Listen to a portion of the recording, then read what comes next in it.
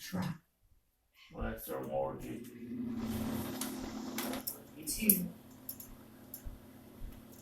I guess, I don't know what you want to call it, Bible study. Just do what I always do, I guess. Just tell you what's on my heart. Amen. Everybody's a horse. Just like the devil, man. That's what I do.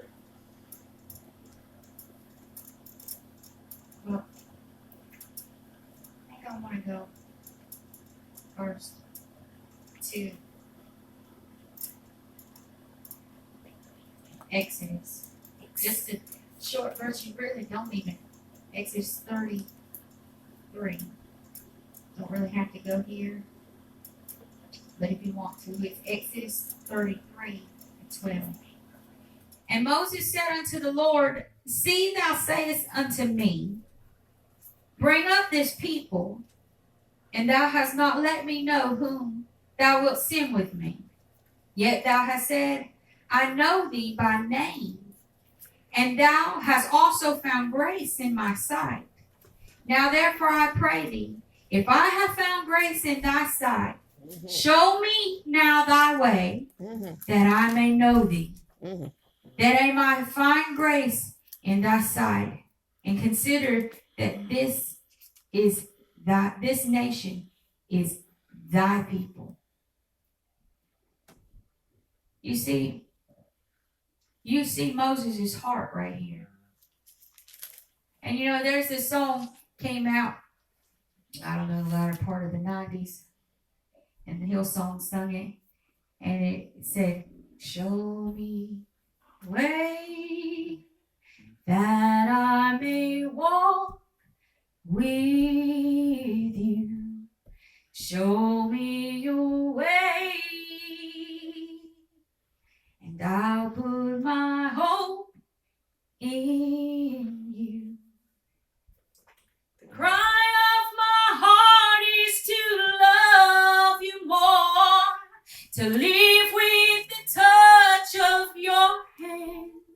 Show me your way. Actually, that ain't good. Stronger each day. It's stronger each day. Show me your way. And you know, even though I might have been about Sarah's age at the time, you know, and before I backslid on the Lord, I used to go to church or something. I'd be in my car. And you know, back then I didn't have no like CD player or MP3 player. And I had like, anyways, I had a little cassette player. That's what I had. And but I didn't have nothing in my car, Brother Sonny. But I remember I would go praying. From whether I was going to a church service or a revival or whatever. And I would sing that song, and that song never left my heart. And sometimes I'll still find myself when I'm in my vehicle and I'm going somewhere and I'm by myself, I still find myself singing that same song. Amen. Show me your way. Now, that I may walk with you. You know, that's somewhat, they get that in Psalms when David's talking. But here Moses said it before David said it. He said this. We know that David was a man after God's own heart. Right. But here you see Moses as a type and shadow. He's a type and shadow of the law. But here you can see he has the heart of Christ. He has the heart of Jesus. He says, God said, stand out of the way, Moses, and let me destroy this bunch of people. He interceded. But Moses interceded for his people. You see, Moses got a heart. He said at one point, you know, don't send me to go unless you're going to go with me. That's right. Don't carry me hence. This is where Moses' heart was. This is what I'm trying to say is you see David doing this, you see Moses doing this, and we can bring up people one by one in the Bible. This is the heart. This is that perfect heart. It says, with that, the pure in heart are going to see God. That's this right. is what he's talking about. Right. Show me your way. Yeah. David said, let your word be a lamp unto my feet and a light unto my path. This is the heart of every Christian. Brother Sonny, you can't make heaven your home. I don't care how many preachers you shake hand with. If this is not your heart, show me your way. Right. God, I won't go unless I see Yeah. the power move. God, I won't go unless I see you move, unless you tell me to go. God, I'll not offer up no strange fire. I won't light this sacrifice until I see you send fire from heaven to light the sacrifice. This is the heart of a Christian, a real born again, true believer of God has got this heart. This is what Jesus came to give us, that heart of flesh, that soft heart, that heart after God that longs to say, God, if you don't go, then I'm not going. That's right. If you don't move, then I'm not moving. Right. If you don't make a way, then I won't go nowhere. I'll stay right here until you move me. Amen. And this is what Moses is saying. Bring up this people. He said, you told me, he's telling God, I'm reminding him, you told me. That's to right. do That's what he so-and-so. wants you to do. That's what he wants you to do too. Yeah. You told me to do so and so. That's right. And he says this, you said Right. that I found grace in your sight. That's right.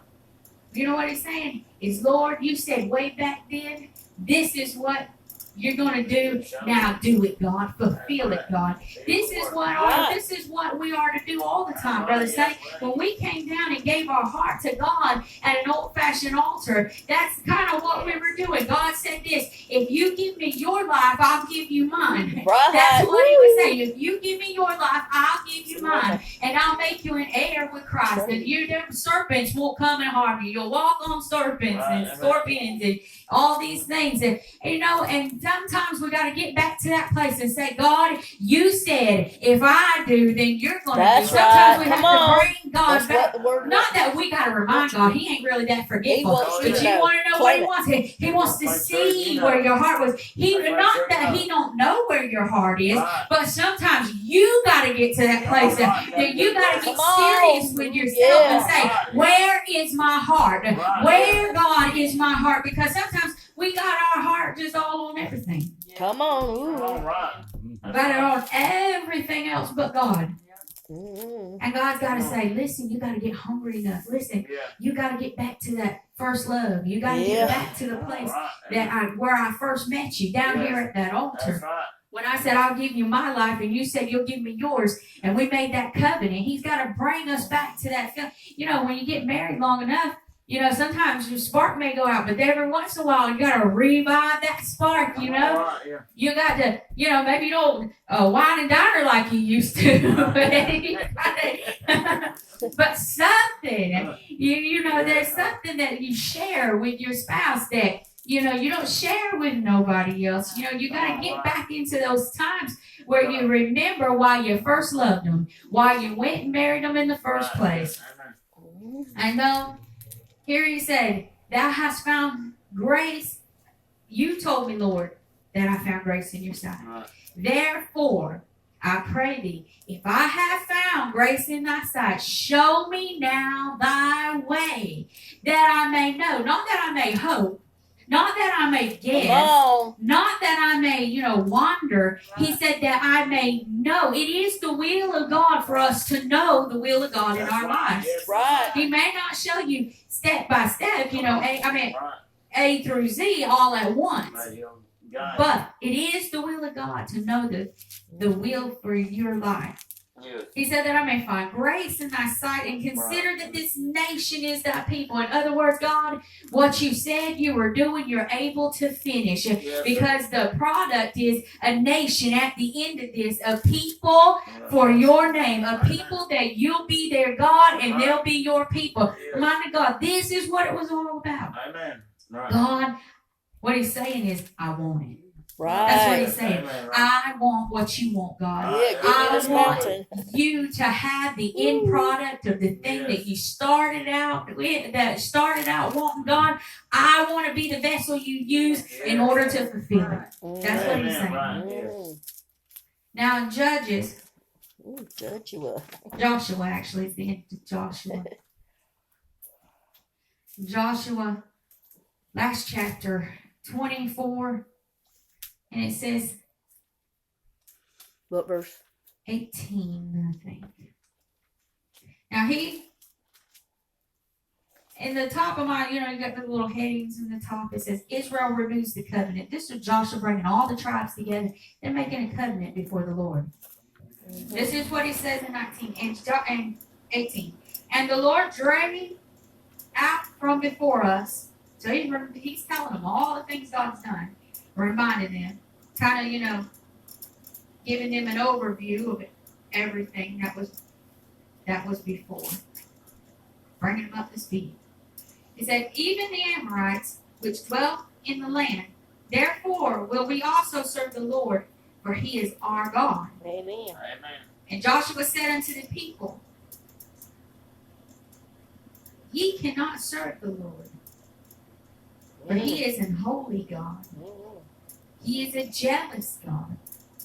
He will not forgive your transgressions nor your sins. If ye forsake the Lord and serve strange gods, then he will turn and do you hurt and consume you after that he hath done you good. Kind of once saved, always saved, don't Amen. he said once he done you good, Right. if you turn back and do the opposite of what he told you, he said, I'm gonna hurt you. Disobey God and bring what you It's like Mama saying, listen, if you go and do what I told you to do, you clean your room, then you can watch that movie or, go out with your friend or whatever, extra playtime. But if you don't clean that room, I'm going to beat your butt. I'm going to wear you out. And that's what God was saying. And he said this, and if you go and look at the whole Joshua, you'll see that they had to drive the enemy out. Yeah. In 13 and 23, Ooh, yeah. says, now for a certainty that the Lord your God will no more drive out any of these nations from before you, but they shall be snares and traps unto you, and scourges in your side, and thorns in your eyes, until ye perish from off this good land which the Lord God hath given you. Behold, this day I'm going the way. He was talking, this was, I guess I should have read 12. He says, if they go back and they cleave to the other nations, that was what's going to happen. God was going to stop fighting for them. And now the thing that was meant to be good, he was supposed to give them the land and drive out all these enemies, and they were going to subdue the land. That God was said, 13 and what? It's 23. I should have read 12 Okay, well you said or 11 and 12. Okay, sorry. God tells them that he was going to, one man would send like 1,000 to flight.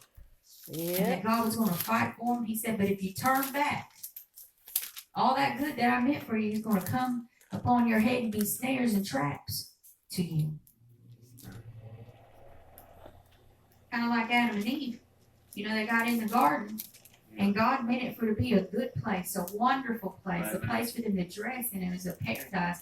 But Brother Sonny, when they turned their back on God, now it become a curse to them. Now they're going to have to toil the land. Now they're going to have to work for things that they didn't have to work for. If they would have stuck with God and they would have done it God's way, they wouldn't have had to go the hard way around. They wouldn't have had to go the long way around in order to get the goodness of God. They would have been basking in it. But because they didn't, and they didn't heed, they didn't get the full benefit that God intended for them to do. And if you go to 2 Chronicles, I'm not going to read everything. I'll tell you a little bit about it. I'm trying to get all the scriptures out of the way, but yet not go ahead of myself. Hard to do for me. Now, it says in 2 Chronicles 25, and this is king of Judah. 25. How do you say that name? Amaziah? Amaziah, that sounds good. Sounds good. Yeah. We'll go with that. Yeah. Pop quiz tomorrow. Amaziah, we'll go with that one. All right? All right. and he's king. And it said that he was a good king, but he wasn't perfect. In his heart. But he did good, Brother Sonny. Yeah. Sometimes we gotta watch those things Amen. when we mean to do good, but things just ain't quite right. Right. They start out good and they go back. Where your heart is, that's what And matters. they Start start out. out bad. Lord have You mercy. gotta finish the course. But then it says here, and it says, and he was going to hire. He hired 100,000 men of valor. See, so now you got to get the history here, because Judah and the kingdom of Israel has split in two. You got Judah South and north. and you got Jerusalem over here. Israel. Israel, man. Israel and And Judah. so now you got this big old family that's supposed to be a family. Civil that done War. had a Civil War. squabble. Civil War. Right. And now they're divided. Yep. Mm-hmm. And God and Amaziah comes to be king, and he said to his brethren over there in Israel, he says, "Listen, I'm going to hire 100,000 of you, and we're going to beat these Amorites." Mm-hmm. I think it was Amorites. We'll go with Amorites right now until we read it and find out. They were going to beat the enemy anyways. But this is what happens. He says, "But there came a man of God to say to him, saying, O king, let not the army of Israel go with thee. For the Lord is not with Israel, to wit, with all the children of Ephraim. Right. But if thou wilt go, do it, be strong for the battle. Mm-hmm. God shall make thee fall before the enemy. For God hath power to help and to cast down." He said, in other words, don't go to battle. But if you're going to go, hardhead, go ahead and go. Mm-hmm. You better be strong, because you're not going to make it out alive. You're not going to win the war. That's what he I'm just prophesied. telling you up front. That's You right. know what's that saying they do all the time now? Just saying. You know, that was him saying. Just saying. For your information, go ahead and do it, hardhead. But you ain't going to reap the benefits. You're not going to win the war. So this is what Amaziah said. But if thou, he said, and Amaziah said to the man of God, "But what shall ye do for the 100 talents which I have given to the armies of Israel?" Mm-hmm. Ain't that like us? We're always arguing. Kind of like, Can't buy it. you always get it. We always find ourselves in these tight spots, you know? Mm-hmm. And we're trying to work it out. Right. Brother Sonny, I've been there time and time and time again sometimes, because, you know, you got this thing you feel to do, but you feel pressured because you got this thing that you already started, and it's kind of hard to stop midstream. Mm-hmm. And so now he says, what are we going to do? If I obey God, this is going to cost me something. It's going to stir up a hornet's nest, in other words. There ain't going to be no peace. We're already at war. We've done split the country, and it's north and south here. I go and make a pact with them, or you know, there's a business to be done here. This is if I promised you some money, and I've asked you to do something, and then I'm going to midstream stop everything. Yeah, people going to get mad, Brother Son. People get mad. And he said this. He said, he told him, the man of God told him, he said, and the man of God answered, "The Lord is able to give thee much more than this." Amen. Yes, yes. See, so many times we're Right. always worried about how things going to pan out, or how things going to work out, or how God's going to work things out. And you know what? Sometimes it's going to be a little messy. Sometimes people are going to get upset for you when you go obeying God. When God told you to do something, and now you got all these lists of pressures over here, and you're sitting there questioning God, saying, "But God, how's this going to work out? And these people are going to get upset, and these people are going to get mad. Where's the money coming from?" God said, "Do what I say do. I got much more than this. I work it all out." And Amaziah separated them, Mm-hmm. to wit, the army that was to come to him out of Ephraim, to go home again. Wherefore their anger was greatly kindled against Judah, and they returned home in great anger. I don't know why they were so angry. They just got money to do something they didn't have to provide. God wasn't with Israel, but he was with Judah. And he was joining up with that. So why? Why are you upset? You just got 100,000 talents to do nothing. But they're angry. They're angry. Got the money and turned around and went home. You know, because sometimes when people are upset with one another, it don't take nothing to burn somebody's That's bridges. right. Ooh. Come You on. be burning somebody's biscuits and you don't even know it, because you know why? They already upset with you. Nothing you can say will make them happy. Nothing. Every time that you want to do something, they think that there's something behind it. You know what I'm saying?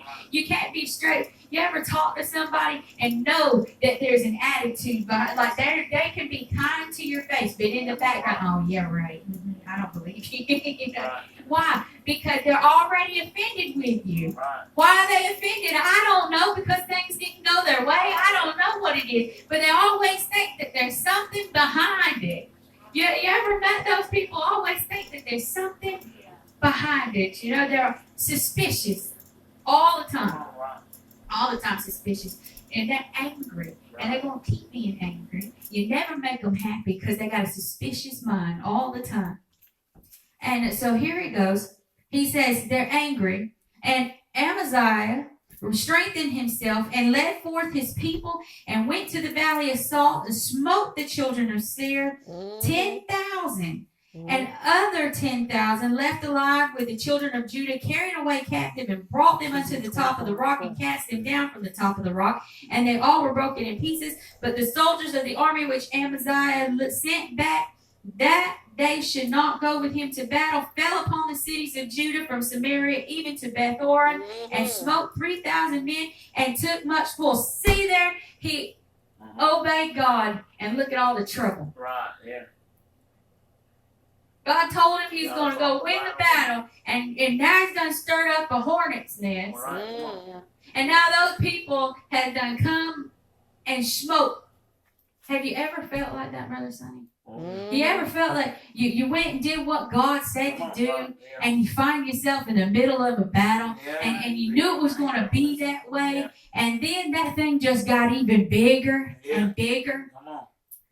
So let's read 14. Now it came to pass, after that Amaziah had come from the slaughter of the Edomites, that he brought the gods of the children of Seir and set them up to be his gods, and bowed down himself before them and burnt incense unto them. Wherefore the anger of the Lord was kindled against Amaziah, and he sent unto him a prophet, which said unto him, Why hast thou sought after the gods of the people, which could not deliver their own people out of thine hand? Amen. Come on.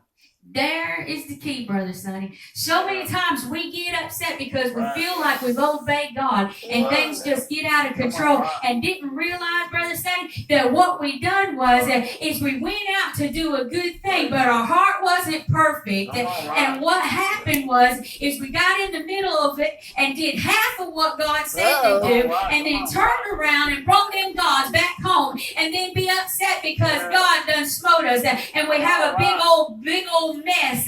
But a lot of times we step outside of God to do exactly what we wanted to do, work it out the way that we wanted to do it, and then we still want God to fulfill his end of the work, his end of the promise. But so many times, the mess that we've created was our own doing. But we get upset because we give God half of something and then expected the blessing. But you reneged on your end of the contract, and you got in the middle of something, and then you did that God said was an abomination to me.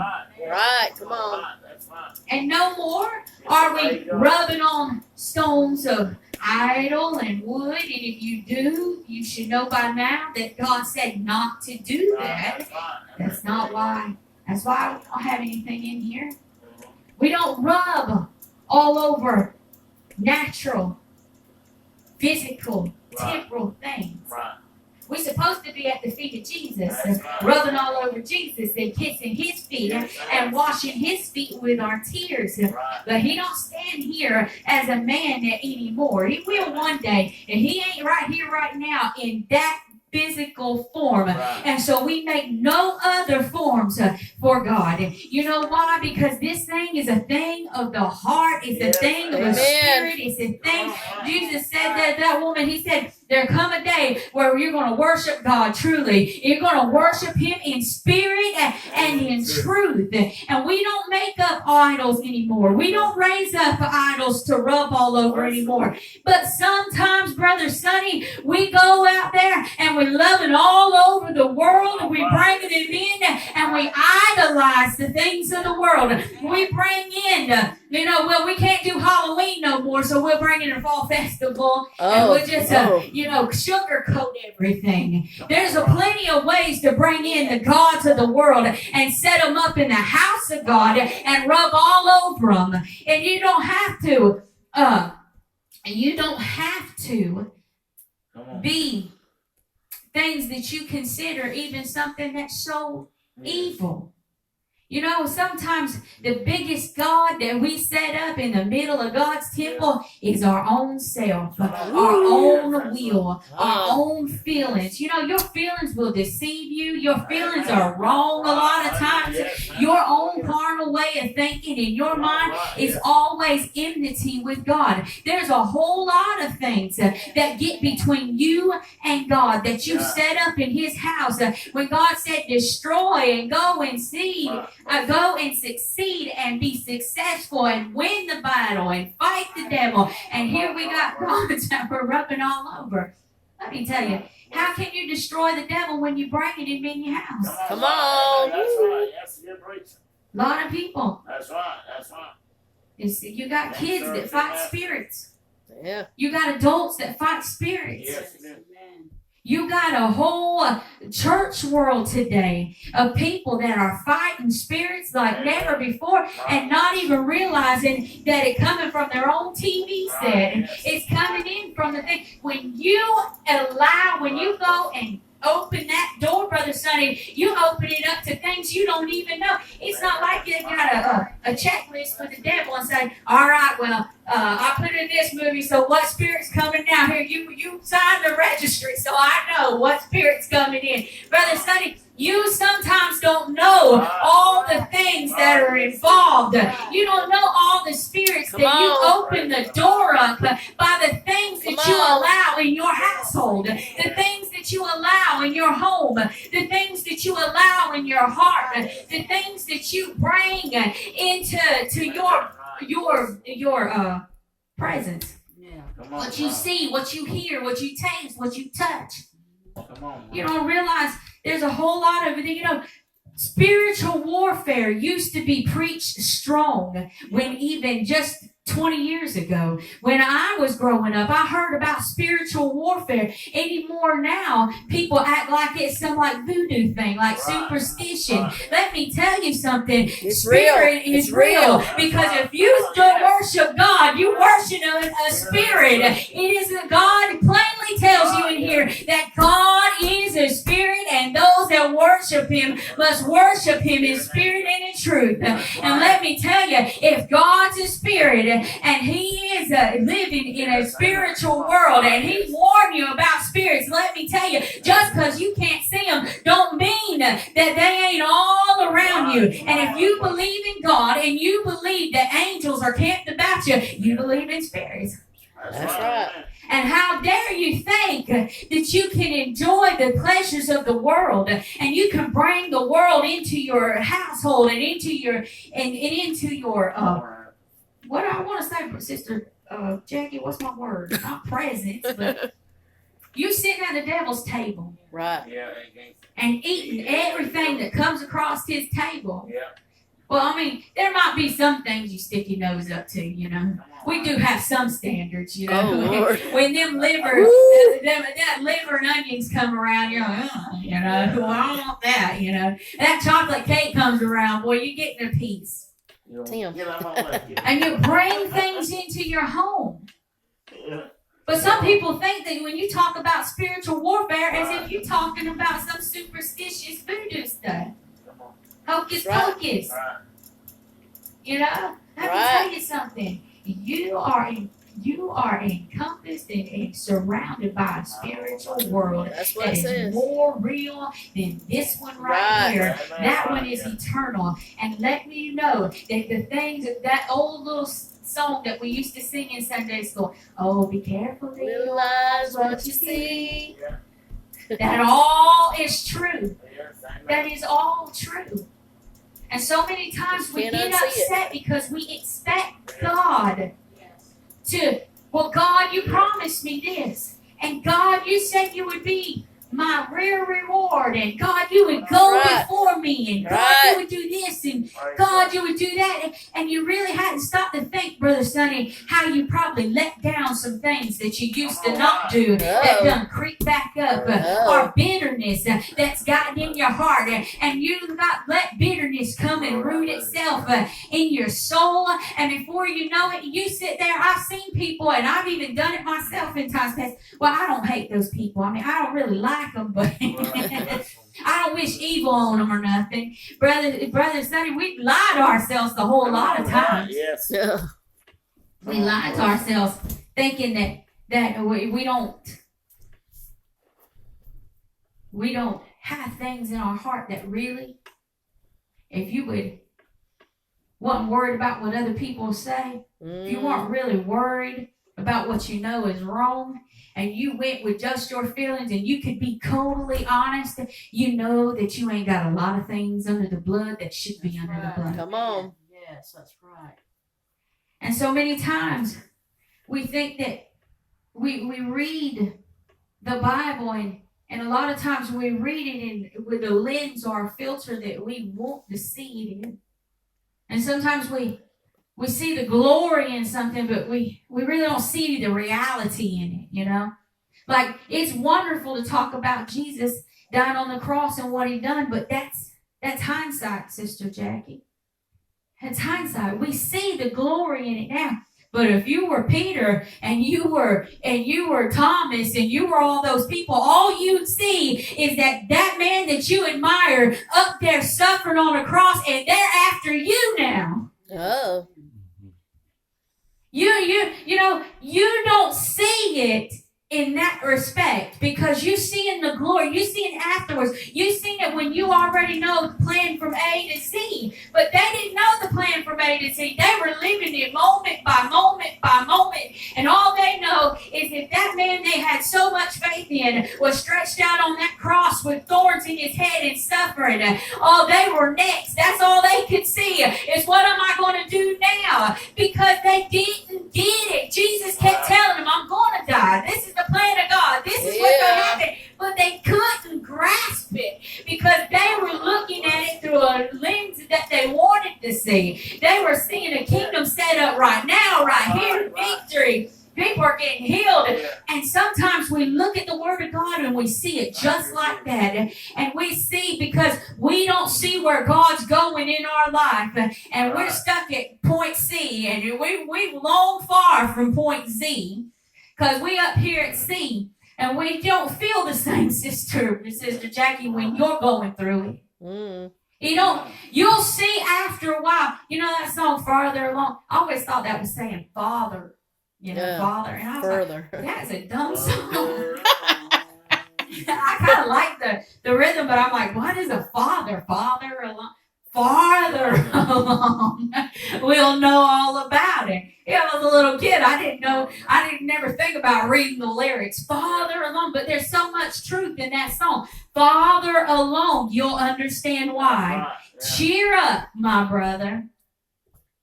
Why? Because, Brother Sonny, when you're going from point A to point B to point C to point D, sometimes we lose sight of the vision. Sometimes it's easy for us to lose sight of what God, and here Moses was telling him, if I found grace in thy sight, this nation's going to be a people for you, God. Let me be in your will. We got to remind ourselves of that. We got to keep ourselves with that heart that, God, I want your will. But let me tell you, a lot of times your will's going to get you at a cross.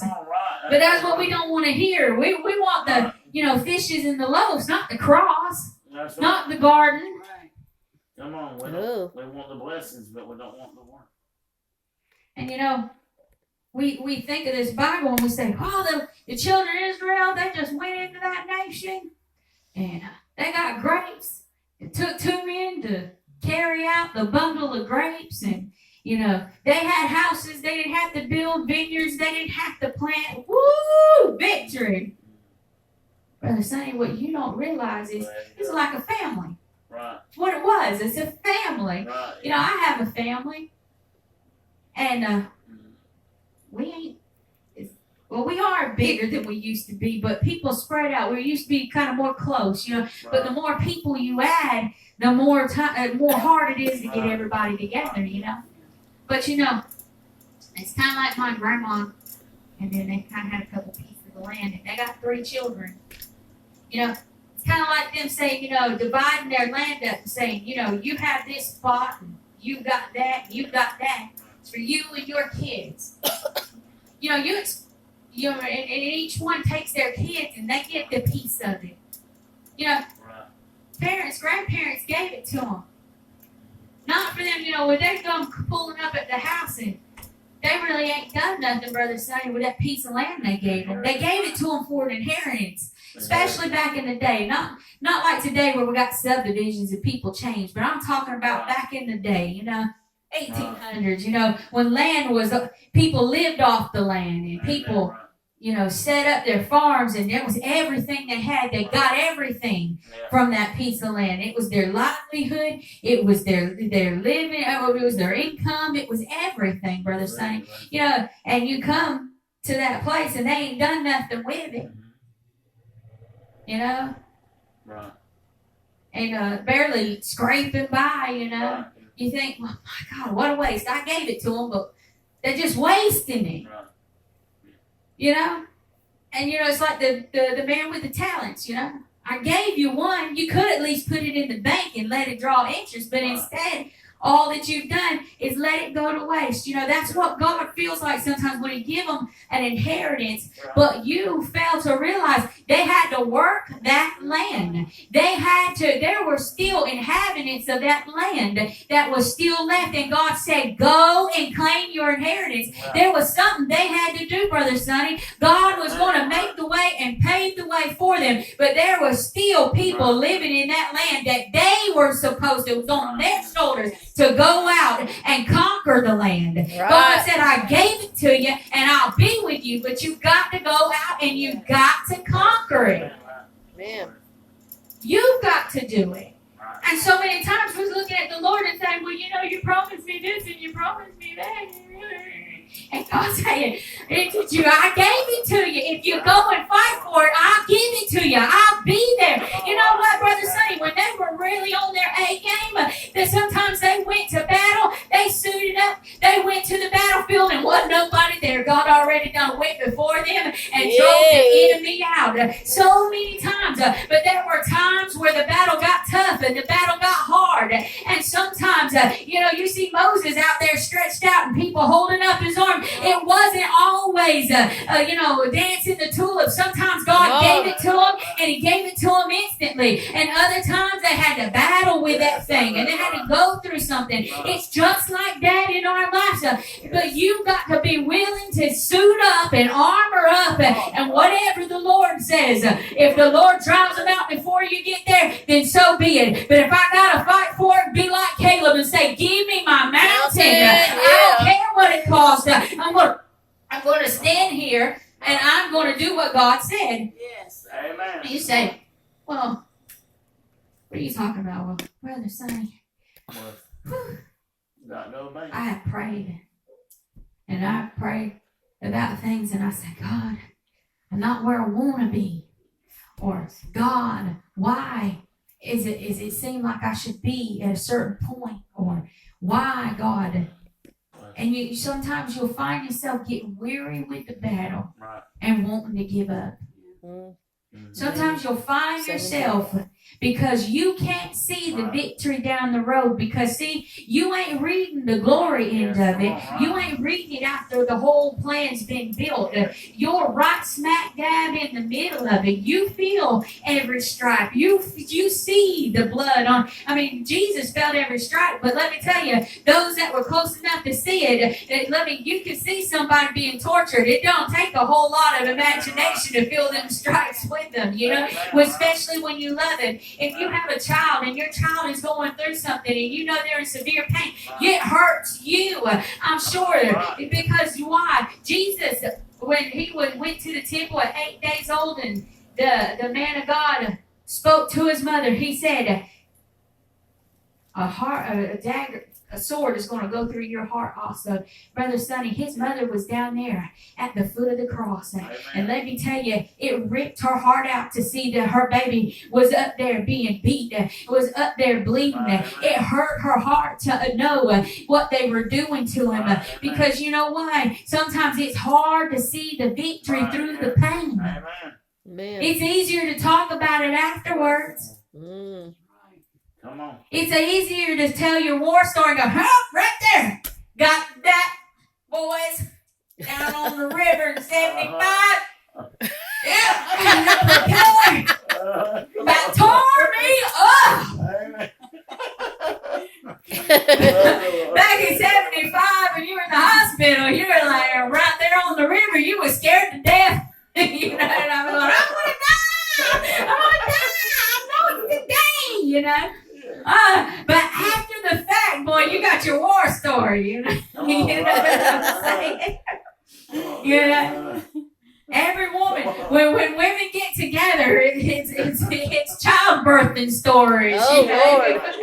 Every time we get together, somebody's got a worse childbirthing story than you do, you know. But in the middle of it, she was like, "Give me drugs." You know?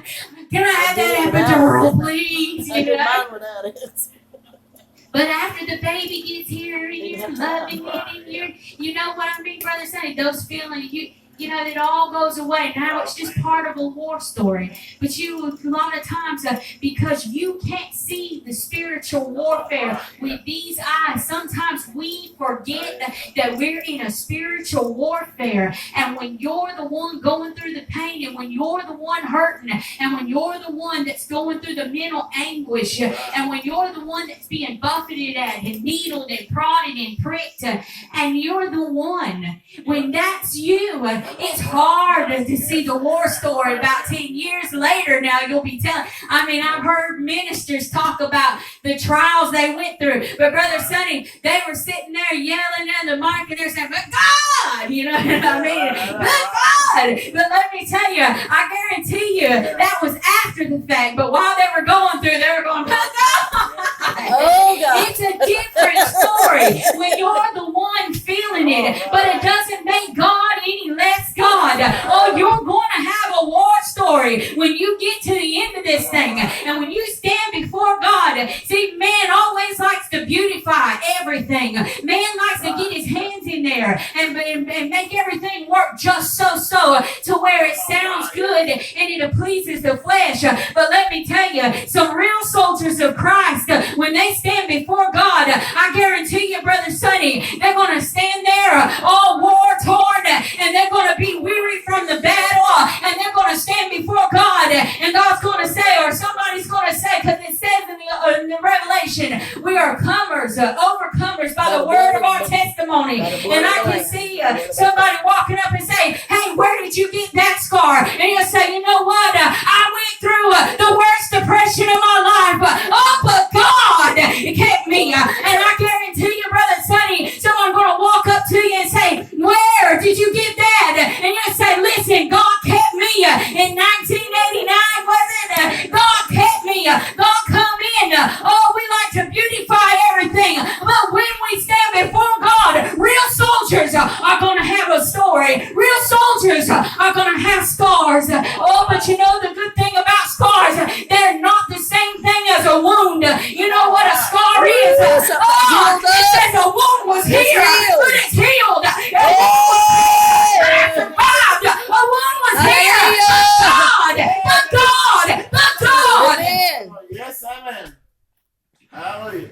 So many times it is hard to see the sunshine through the rain. Amen. That's right. Oh, but let me tell you, Oh, you are going to have a story when it's all said and done. If you amen. keep your eye on Jesus, That's right. if you keep Yes. your eye on God, Yes. you're going to have that story. Hindsight's going to be 2020. And when you walk up out of this mountain and you look back to the valley, you're going to see where God intended for you to be and where God was taking you. But sometimes, Brother Sonny, even though He led you to the promised land, and though He's gave you an inheritance, you still are going to have to drive out the inhabitants of the land. Come on, amen. You still are going to have to drive out the inhabitants of the land. And sometimes, Brother Sonny, that is a weary thing. Yes, it is. Especially like got a problem with a temper and impatience. Come on. You know, that thing Yeah. still coming up and you feel, God, seem like I should get this thing whipped by now. And Amen. I was reading and I was having a battle. I was like, God, it seemed like I should be further along than what I am. God, why? Why can't I get to where I got a vision, Sister Jackie, or where I feel like I should be or I want to be? Sometimes, Brother Sonny, that's just me. God didn't intend for me to have it. You know, in each one of those tribes, He gave them a certain spot. They didn't pick it out. They were issued their inheritance. God said, give them that. Sometimes you got people want positions that God never gave them. That's right. God puts us in order. Yes, He does. God does everything decent and in order. Yes, He does. And accordingly.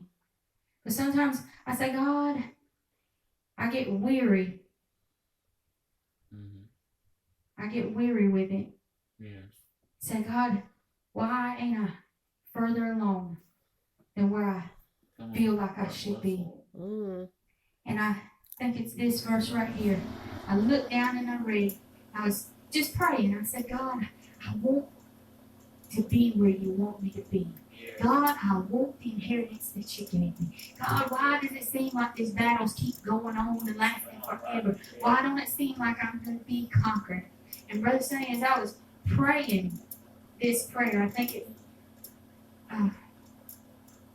no. Anyways, let me see, just one second.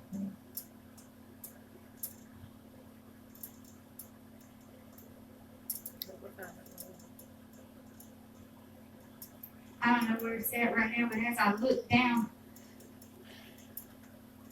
at it, Brother Sonny, it starts talking about God being with them, but they had to drive out the enemy. And God was speaking to me saying, listen, the enemy's got to be drove it now. It doesn't mean that it's a one day battle. It doesn't mean that it's even, some of these battles raged for years. Amen. Sometimes, Brother Sonny, we're in a warfare. Come on, Sarah.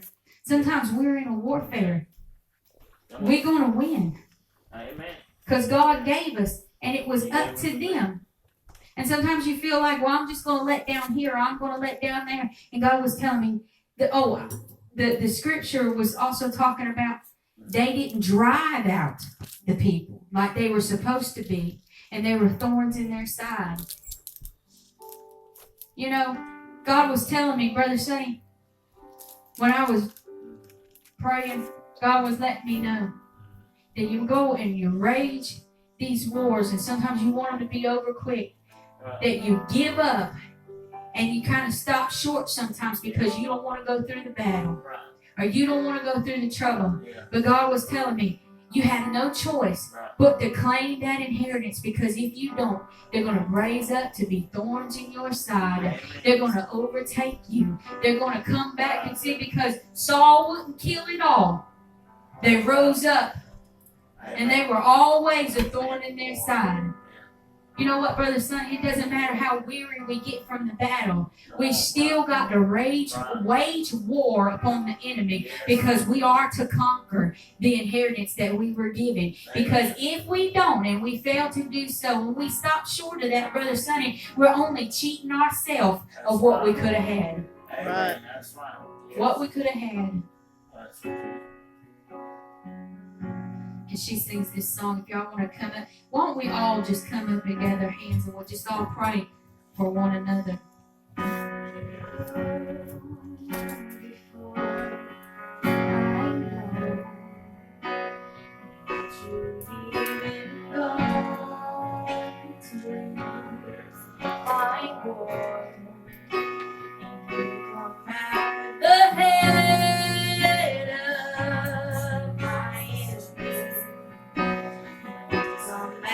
You close it, and I pray, God, that you give us the strength to win, God, the battles, God, I'm praying, God, victory, God, for every one of us here, Jesus. Oh, God, give us the strength to fight a good fight, God. Oh, that will not lay down, God, and that will not give up, God. Oh, but that will stand strong, Jesus, God. And I'm asking, Jesus, God, I'm asking you for souls. I'm asking you, Jesus, God, for revival, Jesus, God. So much better this way.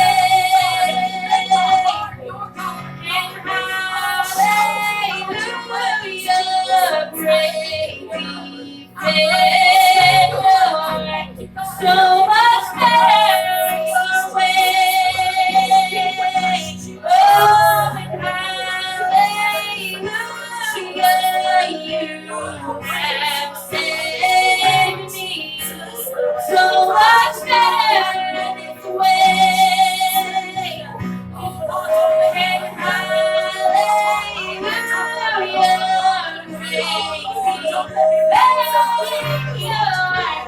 so much better your way. In your name, God, I praise Jesus. And I thank you, Jesus. Oh, God, for your grace and your mercy and for your long-suffering, God. Oh, and for the victory, God, that I have in you, Jesus. The head God, and I praise you. And I thank you, God. Oh, you close it. Oh, God, that we gain ground, God, like never before, Jesus. Oh, give me my mountain, God. Oh, God, give me my mountain, God. You son of a higher. Oh, God, I praise you. And I thank you, God. Oh, give me my mountain, God. Oh, let the glory rest here. Oh, let the anointing fall, God. Oh, let the fire receive, God, the sacrifice. Praise and I worship you. Oh, hallelujah. I thank you, God, because you're worthy to be praised. Oh, bow down. Hallelujah. All I did was stay still. And hallelujah, you have set me so much better this way. And hallelujah, great defender, so much better your way. Hallelujah. Thank you, Jesus. Thank everybody for coming out tonight. And y'all continue to pray for Mike. Like I said, he's not feeling good. Sure, why don't we have prayer now for Mike? All right. That group here together, you know, and just call upon the elders, you know, Lord. Well, yeah, the Bible says that they have one to sit down and talk to others, let them know all the That's right. Brother White, let's just stand up. Let's just thank you for your mom. Brother White, what you want to want? You, brother. Thanks, Brother White. But we can let you lead. Oh, you really do it? Doesn't matter, yeah. No, I don't agree. He wants the whole Bible. I want to say right Like the parakeet, you hold the whole Bible. But you know, I want to punish you. The Lord said 2 or 3 agree, but you think my name is, that's good. Right. Shall be done. That's right, and you know, and that's according to God's will, it brother might be. I do believe that prayer can be answered. I know, But first you got to put it there for it to get there. that's right, If you don't ever put it there, you'll never get there. that's right. Let's put it there. Amen, I know God. Believe it, trust. Yes. Yeah. Yeah, I'm so thankful for a prayer for him and the same. I trust that the devil didn't want me to come to church tonight, but he tried to stop us. No, no, no. Yeah. Jesus, Lord oh, God, I bless come you, to you now, God. Lord God, the brother Mike over on that sick, he's got his body. Lord, you touch him, Lord God. Give him strength, God. Your stripes were for our healing, God. And you, Jesus, said that your healing wasn't too sharp for our hand, Jesus. Oh, you said to a man, if they're not a prophet in Israel, God, oh, you're the same yesterday, today, and forever, God. And I'm asking for complete healing, God, for Brother Sunday, from his head to the sole of his feet, Jesus. Oh, it seemed like it take a long time, God, for him to reap. Oh, but God, you're the same God yesterday, today, and forever, God. And I'm asking you, Jesus, for healing. Oh, oh, hallelujah. Healing. Oh, Jesus. Oh, hallelujah. Hallelujah, God. Oh, you're my God. Oh, you see that the enemy, God, battles him on one after the other, God. Oh, but God, you've been reaching more, God, and go before him, Jesus. And I'm asking for complete healing, God. Oh, from this day forward, Jesus. Oh, God, and make a testimony, God, out of the test. In Jesus' name. Oh, I give you all the glory. Oh, my God. In Jesus' precious name, Lord. Thank you, Jesus.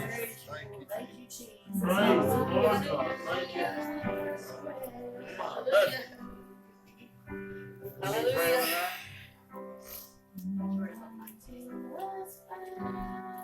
Praise God forevermore. Thank you, We're Jesus. dismissed in Jesus' name. Thank you, Jesus.